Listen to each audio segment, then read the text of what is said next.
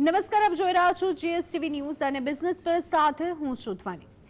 ભારતીય શેર બજારના આજના દિવસની વાત કરીએ તો ભારતીય શેર બજારમાં કારોબારી સપ્તાહના બીજા દિવસે વેચવાલી ફરી વળી। આ સાથે જ છેલ્લા 4 દિવસથી જોવા મળી રહેલો તેજીનો તબક્કો અટકી ગયો। સેન્સેક્સ અને નિફ્ટી ઘટાડા પર બંધાવ્યા। નિફ્ટી ગગડી અને 22,350ની નજીક બંધ રહ્યો, જ્યારે સેન્સેક્સ 73,700 નજીક રહ્યો। વેચવાલીના પગલે એક જ દિવસમાં શેરબજારના રોકાણકારોના 58 કરોડ રૂપિયા ડૂબી ગયા। કારોબારમાં સૌથી વધુ ઘટાડો આઈટી અને એફએમસીજી સેક્ટરની કંપનીઓમાં જોવા મળ્યો। બીજી તરફ ઓટો, ઓઇલ એન્ડ ગેસ તથા પાવર સેક્ટરની કંપનીઓના શેર્સમાં તેજી જોવાઈ। બ્રોડર માર્કેટમાં પણ હળવો ઘટાડો થઈ રહ્યો છે। બીએસસીનો સ્મોલ કેપ ઇન્ડેક્સ 0.63% અને મિડ કેપ ઇન્ડેક્સ 0.17% ગગડ્યો। કારોબારના અંતે સેન્સેક્સમાં 0.26% અને નિફ્ટીમાં 0.22%નું ગાબડું નોંધાયું। વાત કરીએ સૌથી પહેલા સેન્સેક્સની તો સેન્સેક્સમાં આજે 195.16%નો ઘટાડો અને તેની સાથે 73,677.13 પર સેન્સેક્સ બંધ રહ્યો। નિફ્ટીની વાત કરીએ તો 49.30નો ઘટાડો અને તેની સાથે 22,356.30 પર નિફ્ટી બંધ રહ્યો। આજના હીરો શેર્સ પર નજર કરી લઈએ તો સૌથી પહેલા ટાટા મોટર્સ વિશે વાત કરીએ તો તેમાં ₹30થી વધારો, 30થી વધુનો વધારો એટલે કે 34.70 વધારો જોવા મળ્યો અને તેની સાથે 1021.90 પર ટાટા મોટર્સ બંધ રહ્યો। ભારતીય એરટેલની વાત કરીએ તો તેમાં ₹35.70નો વધારો જોવા મળ્યો। આ વધારાની સાથે ભારતીય એરટેલ 1168.90 પર બંધ રહ્યો। બજાજ ઓટોમાં ₹100થી પણ વધારાનો વધારો એટલે કે ₹144.45નો વધારો જોવા મળ્યો અને આ વધારાની સાથે 8,351.75 પર બજાજ ઓટો બંધ રહ્યો। ઓએનજીસીની વાત કરીએ તો તેમાં ₹4.55નો વધારો, આ વધારાની સાથે ઓએનજીસી ₹283.75 પર બંધ રહ્યો। બજાજ ફિનસર્વ કે જેનો સમાવેશ આપણે ઝીરો શેર્સમાં કરી શકીએ। હવે વાત કરી લઈએ આજના દિવસના ઝીરો શેર્સ વિશે તો તેમાં ₹68.80નો ઘટાડો જોવા મળ્યો અને તે ઘટાડાની સાથે બજાજ ફિનસર્વ 1,550.50 પર બંધ રહ્યો। બજાજ ફાઇનાન્સમાં ₹278.20નો ઘટાડો જોવા મળ્યો અને આ ઘટાડા સાથે 6,324.25 પર બજાજ ફાઇનાન્સ બંધ રહ્યો। નેસ્લેની વાત કરીએ તો તેમાં પણ ₹50.45નો ઘટાડો અને આ ઘટાડા સાથે નેસ્લે જે છે તે ₹2,538.65 પર બંધ રહ્યો। ઇન્ફોસિસને પણ ઝીરો શેર્સમાં આપણે જોઈ શકીએ કારણ કે તેમાં પણ ₹30.70નો ઘટાડો અને તે ઘટાડા સાથે ઇન્ફોસિસ 1,606.50 પર બંધ રહ્યો।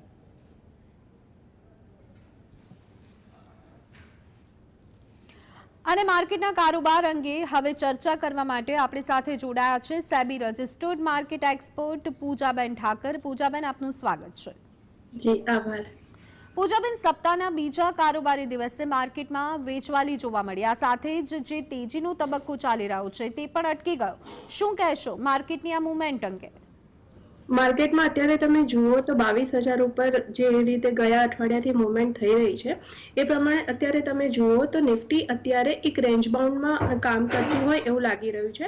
એટલે આપણે રેન્જ જો મોટી જોવામાં આવે તો ઉપરનામાં 22,500, 22,600 પાસે તમને થોડું ઘણું પ્રોફિટ બુકિંગ જોવા મળે છે અને એ જ રીતે નીચે જે સપોર્ટ છે અત્યારે 22,200, 22,300નો સપોર્ટ છે એટલે કે 22,200 થી 300ની જે રેન્જ છે ત્યાં આગળ તમને થોડી ઘણી ખરીદારી પણ જોવા મળશે। એટલે એ રીતે આ 22,200 થી તે લઈને 22,600ની અંદર અત્યારે બજાર તમને એક કોન્સોલિડેશન રેન્જમાં અથડાતું જોવા મળી રહ્યું છે।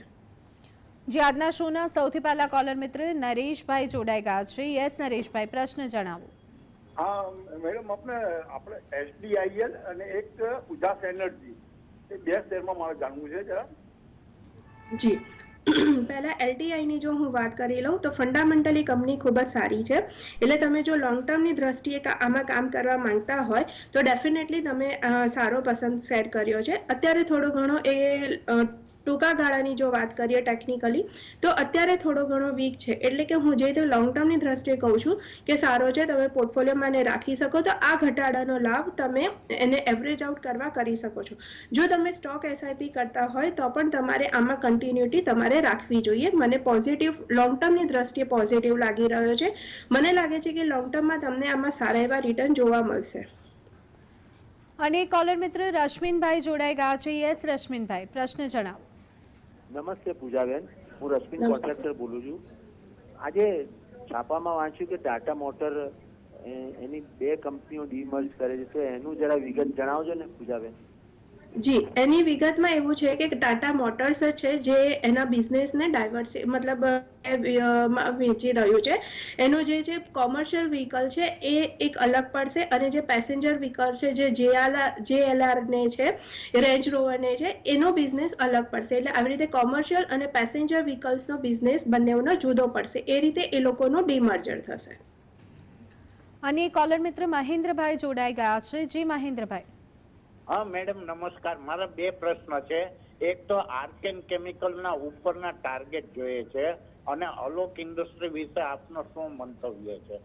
આર્કેન કેમિકલ જી, આલોક ઇન્ડસ્ટ્રી વિશે જો હું પહેલા કહું તો અત્યારે જે રીતે ટેકનિકલી હું જોઈ રહી હોઉં તો અત્યારે એ બહુ જ નાની રેન્જમાં કોન્સોલિડેટ થઈ રહ્યો છે. પણ એ નાની રેન્જમાં પણ અત્યારે હું જોઉં તો એની નેગેટિવિટી થોડી ઘણી વધી રહી છે. RSI એની 40ની થઈ છે, એટલે કે 50ની નીચે હવે એની જે થઈ છે એ પ્રમાણે ચાર્ટમાં સ્ટ્રેન્થ ઓછી થઈ છે અને એ પ્રમાણે એની જે મોમેન્ટમ હોવી જોઈએ, સ્ટોકેસ્ટિક મોમેન્ટમ, એ પણ થોડું ઘણું નેગેટિવ મને બતાવી રહ્યું છે. અત્યારે હું જો એની મોટી રેન્જ જોઉં તો એનો નીચેનામાં અત્યારે 26 રૂપિયા અને ઉપરનામાં જોઉં તો મને લાગે છે કે 31 રૂપિયા. 26 થી 31 ની અંદર છેલ્લા 15-20 દિવસથી તમને આ રેન્જની અંદર મુવમેન્ટ કરતો દેખાતો હશે. પણ હવે જે રીતે નેગેટિવ થયો છે એ પ્રમાણે મને એવું લાગે છે કે એની જે 50 દિવસની મૂવિંગ એવરેજ હતી 28 રૂપિયા ને 45 પૈસા, એને બ્રેક કરી અને 27 રૂપિયા ને 70 પૈસાને બંધ આવ્યો છે. 50 દિવસની મૂવિંગ એવરેજને બ્રેક કર્યા પછી એનામાં જે આ નેગેટિવિટી, જે વીકનેસ આવી છે એ એના પછી આવી છે. તો એ પ્રમાણે મને લાગે છે કે આ હજી પણ થોડો ઘણો નેગેટિવ થઈ શકે અને એની જે 100 દિવસની મૂવિંગ એવરેજ છે એ 25 રૂપિયા ને 90 પૈસાની છે. એટલે મને એવું લાગે છે કે એ ત્યાં 25 રૂપિયા ને 90 પૈસા સુધી ડાઉન થઈ શકે એમ છે. અને કોલર મિત્ર ઘનશ્યામ જોડાઈ ગયા છે. યસ ઘનશ્યામ, પ્રશ્ન જણાવો આપનો. મારે બેનને પૂછવું છે કે મારી પાસે 44 રૂપિયાના ભાવના રામા સ્ટીલ પડ્યા છે અને 130 રૂપિયાના ભાવના એપોલો માઇક્રો પડ્યા છે. બંનેમાં હોલ્ડ કરી શકાય? જી, રામા સ્ટીલની જો હું પહેલા વાત કરું તો રામા સ્ટીલ મને એવું લાગે છે કે તમે જો લોંગ ટર્મની દ્રષ્ટિએ ઇન્વેસ્ટમેન્ટ કર્યું હોય તો ડેફિનેટલી આને તમારે હોલ્ડ કરી શકાય. અત્યારે એની જે 50 દિવસ અને 100 દિવસની મૂવિંગ એવરેજ જો તો એ 39 રૂપિયા ને 76 પૈસા છે અને આજનો બંધ પણ 39 રૂપિયા ને 55 પૈસાનો આવ્યો છે. એટલે કે એના સપોર્ટ પાસે બંધ આવે છે. જો 3 થી 4 બંધ આ સપોર્ટની ઉપર જ બંધ આવે છે તો પછી મને લાગે છે કે ચિંતાનો વિષય નથી. ફરીથી એ ઉપર ટર્ન અરાઉન્ડ થઈ અને ઉપર તમને મને લાગે છે કે ઉપરનામાં તમને જો હું જોઉં તો 45 રૂપિયાનો ભાવ બની શકે છે. પણ એના માટે આ 39 રૂપિયા ને 60 પૈસાના લેવલને એને મેન્ટેન કરવો ખૂબ જ જરૂરી છે. તો આ લેવલને ખાસ વોચ આઉટ કરજો. અને કોલર મિત્ર ભાવનાબેન જોડાઈ ગયા છે. જી ભાવનાબેન, પ્રશ્ન જણાવો.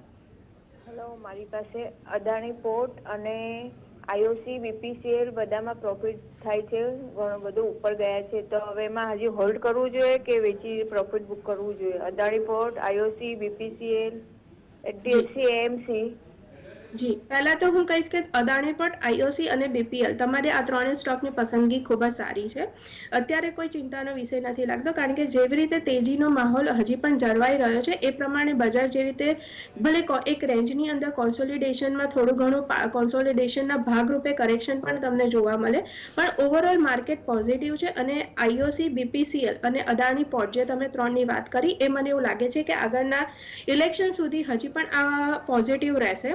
તો ત્રણેયમાં તમારે ડેફિનેટલી તમારી પોઝિશનને હોલ્ડ રાખવી જોઈએ, ભલે તમને પ્રોફિટ થતો હોય. હા, જો તમને એવું લાગતું હોય કે તમને વધારે પ્રોફિટ થઈ રહ્યો છે તો તમે થોડો ઘણો પાર્ટલી પ્રોફિટ બુક કરી શકો છો, પણ બાકીનો પાર્ટલી શેર્સ તમે એને હોલ્ડ રાખી શકો છો. અદાણી પોર્ટની જો હું પહેલા વાત કરું તો ઉપરનામાં આજનો બંધ 1338નો આવ્યો છે. એ પ્રમાણે એની જો હું ચાર્ટ જોઉં તો હજી પણ મજબૂત ચાર્ટ છે. એ પ્રમાણે મને લાગે છે કે ઉપરનામાં આ 1400ની નજીક પણ જઈ શકે એમ છે. તો અદાણી પોર્ટને ડેફિનેટલી તમારે હોલ્ડ કરવો જોઈએ.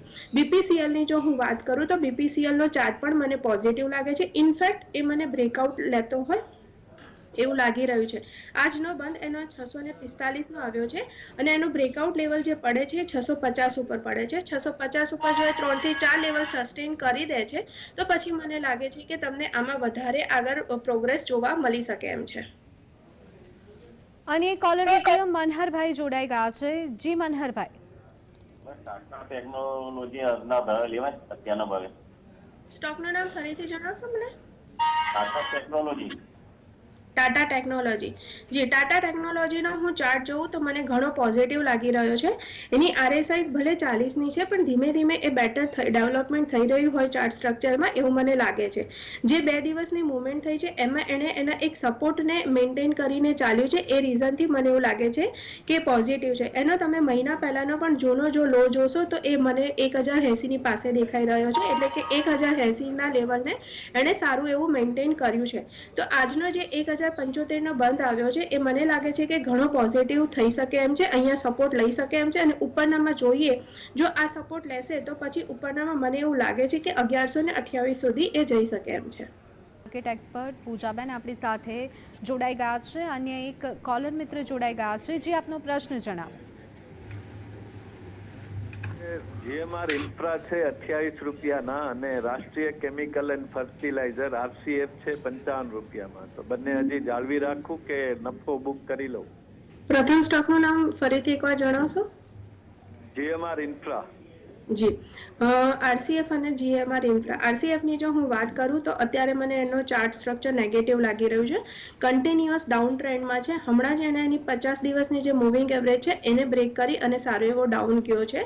હવે એની જે 200 દિવસની મૂવિંગ એવરેજ છે 137 એ નજીક આવી શકે છે એવું મને લાગે છે. ચાર્ટ સ્ટ્રક્ચર નેગેટિવ હોવાના કારણે કહીશ કે 137 રૂપિયાની જે 44 પૈસાનો એની 200 દિવસની મૂવિંગ એવરેજ છે ત્યાં પાસે તમને જોવા મળી શકે એમ છે. જીએમઆર ઇન્ફ્રાની જો હું વાત કરું તો જીએમઆર ઇન્ફ્રાનું મને પોઝિટિવ લાગે છે. આને ડેફિનેટલી તમે હોલ્ડ કરી શકો છો. ચાર્ટ સ્ટ્રક્ચર પોઝિટિવ છે, પ્લસ એની જે આરએસઆઈ છે 52ની છે, એટલે કે ચાર્ટમાં જે સ્ટ્રેન્થ હોવી જોઈએ એ ઘણી સારી એવી સ્ટ્રેન્થ ધરાવી રહ્યું છે. ઇનફેક્ટ એનું જે બ્રેકઆઉટ લેવલ પડે છે એ 89 રૂપિયાની 60 પૈસા પાસે પડે છે અને આજનો બંધ એનો 86 રૂપિયાને 75 પૈસાનો છે, એટલે કે એ એના બ્રેકઆઉટ લેવલને ટચ કરવા આવી શકે છે. ડેફિનેટલી જીએમઆર ઇન્ફ્રાને તમે હોલ્ડ કરી શકો છો. જી, અને કોલર મિત્ર સુરેશ જોડાઈ ગયા છે. જી સુરેશ. પૂજાબેન, જેવીકે પાવર 16 રૂપિયાના ભાવના લેવાના છે તો હવે લોસ બુક કરવો કે એમાં રહેવું? અને પ્રોટીન ઈ ગવર્નર એમાં મારે 1260ના ભાવના છે તો એને લાંબો ટાઈમ રાખવા છે તો એને બી લોસ બુક કરવો કે લાંબો ટાઈમ સુધી રાખી શકું? કોઈ વાંધો નહીં. જી, સેકન્ડ સ્ટોકનું નામ શું કીધું આપે? પ્રોટીન ઈ ગવર્નર. જી, પહેલા જીવીકે ની વાત કરું હું તો જીવીકે નો ચાર્ટ મને નેગેટિવ લાગી રહ્યો છે. ઇનફેક્ટ એની આરએસઆઈ પણ જે છે એ 38ની છે, એટલે કે ચાર્ટમાં જે નેગેટિવિટી છે એ હજી વધી શકે એવું લાગે છે. એની જે 100 દિવસની મૂવિંગ એવરેજ છે એ 11 રૂપિયાને 21 પૈસાની છે. આજનો બંધ 11 રૂપિયાને 60 પૈસાનો છે. જો એ 21 રૂપિયાને 20 પૈસાની નીચે સસ્ટેન થઈ જાય છે તો વધારે તમને થોડો ઘણો ડાઉનવર્ડ જોવા મળી શકે છે, જે એની 200 દિવસની મૂવિંગ એવરેજ 9 રૂપિયા સુધી પણ જઈ શકે એમ છે. તો જીવીકેમાં મને ખાસ લાગતું નથી. પ્રોટીનની તમે જે વાત કરી એમાં મને એવું લાગે છે કે એ તમારો હજી પણ મને એમાં તમે એક અઠવાડિયું હોલ્ડ કરો, કારણ કે હમણાં જ ન્યૂ લિસ્ટ થયો છે તો એ પ્રમાણે મને લાગે છે કે એમાં તમારે હજી પણ જોવું જોઈએ. એક અઠવાડિયું જે રીતે ચાલ કરે છે તો નેક્સ્ટ વીક આપણે ફરીથી એને જોઈ લઈશું, તો તમે મને નેક્સ્ટ વીક ફરીથી પૂછી શકો છો. જી બિલકુલ. પૂજાબેન, આવતીકાલે માર્કેટ કેવું રહેશે? હવે સેન્સેક્સ, નિફ્ટી અને બેંક નિફ્ટી કયા લેવલે જોવા મળશે? પહેલા જો હું નિફ્ટીની વાત કરું તો જે રીતે પ્રોગ્રામના સ્ટાર્ટિંગ તમને નિફ્ટી એક રેન્જની અંદર જોવા મળી રહી છે અને એનો જે સપોર્ટ રેન્જ છે એ 22,200 22,300 પાસે છે. આજનો બંધ પણ જોશો તો એ 22,356નો છે, એટલે જો થોડી ઘણી નેગેટિવિટી માં માઇનસ વધુ થાય છે, આજનું જે 50 પોઈન્ટ માઇનસ છે એ રીતે, તો મને લાગે છે કે નીચેના લેવલથી પણ તમને ખરીદારી જોવા મળી શકે એમ છે. જે ઉપરનામાં મને લાગે છે કે ફરીથી 22,350 370 સુધી આવી શકે એમ છે. બેંક નિફ્ટીની જો હું વાત કરું તો નિફ્ટીની કમ્પેરમાં મને બેંક નિફ્ટી વધુ પોઝિટિવ લાગે છે. એનું રીઝન એ છે કે આજે SBI છે, PNB બેંક છે, એમાં સારું એવું પોઝિટિવ મને ચાર્ટ જોવા મળ્યા હતા. તો એ પ્રમાણે મને લાગે છે કે SBI બેંક નિફ્ટીને સારો એવો સપોર્ટ આપશે. અને ઉપરનામાં હું જોઉં તો અત્યારે મને એવું લાગે છે કે 47,800, અને જો 47,800 ઉપર સસ્ટેન થાય તો 48,000ના લેવલને પણ બેંક નિફ્ટી ટચ કરી શકે એમ છે. તો એ પ્રમાણે મને નિફ્ટીની દ્રષ્ટિમાં બેંક નિફ્ટી વધુ પોઝિટિવ લાગે છે. જી બિલકુલ. પૂજાબેન, આપે આજે જે સ્ટોક્સ અંગે ચર્ચા કરી, તમે આપનું કોઈ કંપનીમાં રોકાણ ખરું કે કેમ? કોઈ પણ સ્ટોકમાં મારો પર્સનલ હોલ્ડિંગ નથી, પણ મેં ક્લાયન્ટને રેકમેન્ડ કર્યું હોઈ શકે અને ક્લાયન્ટની પોઝિશન હોઈ શકે. તો હું તમામ દર્શકોને કહીશ કે કોઈ પણ સ્ટોકમાં ઇન્વેસ્ટમેન્ટ કરતા પહેલા કે ટ્રેડિંગ કરતા પહેલા તમે તમારા પર્સનલ એડવાઇઝરની સલાહ ચોક્કસથી લેશો. જી પૂજાબેન, ધન્યવાદ. આપ અમારી સાથે જોડાયા અને દર્શક મિત્રોને માર્કેટ અંગે જે કહી શકાય કે માહિતી આપે પૂરી પાડી છે તે બદલ આપનો ખૂબ ખૂબ આભાર. તો દર્શક મિત્રો, હવે જ્યોતિષ શાસ્ત્રની દ્રષ્ટિએ કેવું રહેશે આવતીકાલનું માર્કેટ, તેની પર કરી લઈએ એક નજર. બુધવાર તારીખ 6/3/2024, પૂર્વાષાઢા નક્ષત્ર અને ધન રાશિ છે. બજારનો ઉદિત લગ્ન, ગ્રહ, નક્ષત્ર, યોગ, હોરા વગેરે જેવી બાબતોને આધારે જ્યોતિષ ગણતરી કરીએ તો બજારની સંભાવના મંદી તરફી એટલે કે ડાઉન ટ્રેન્ડ થતો જોવા મળે તેવું લાગી રહ્યું છે. બજાર સમય બપોરે 12 થી 1 દરમિયાન બજાર થોડું વધુ નકારાત્મક બને કે વલણ ધીમું થઈ જાય તેવી છેતરામણીની કોઈ ચાલ જોવા મળી શકે છે. ફાર્મા, ફિલ્મ, કેમિકલ, બેંક જેવા સેક્ટર વધુ પ્રભાવિત થાય, મૂવમેન્ટ અચાનક વધી જાય તેવા યોગ બની શકે છે. ગોલ્ડ અને સિલ્વરમાં પણ મૂવમેન્ટ વધે, છેતરામણીની કોઈ ચાલ જોવા મળે. એમાં પણ સાંજે 6 થી 7 દરમિયાન અચાનક માર્કેટમાં ઘટાડો થઈ અને 7 થી 8 દરમિયાન માર્કેટ ફરી સુધરવા લાગે કે ક્ષણિક ઉછાળો દેખાડી શકે તેવા પણ યોગ બની શકે છે. એગ્રો કોમોડિટીમાં જોવા જઈએ તો ચણા, કપાસ, મગફળી, તલ, સરસવ જેવી વસ્તુ વધુ પ્રભાવિત થાય તેવું બની શકે છે. એમાં પણ બજારનો સમય શરૂઆતના 10 થી 11 દરમિયાન મૂવમેન્ટ થોડીક વધુ આવે, ચહલ પહલ વધુ દેખાય તેવા પણ જ્યોતિષીય યોગ બની રહ્યા છે.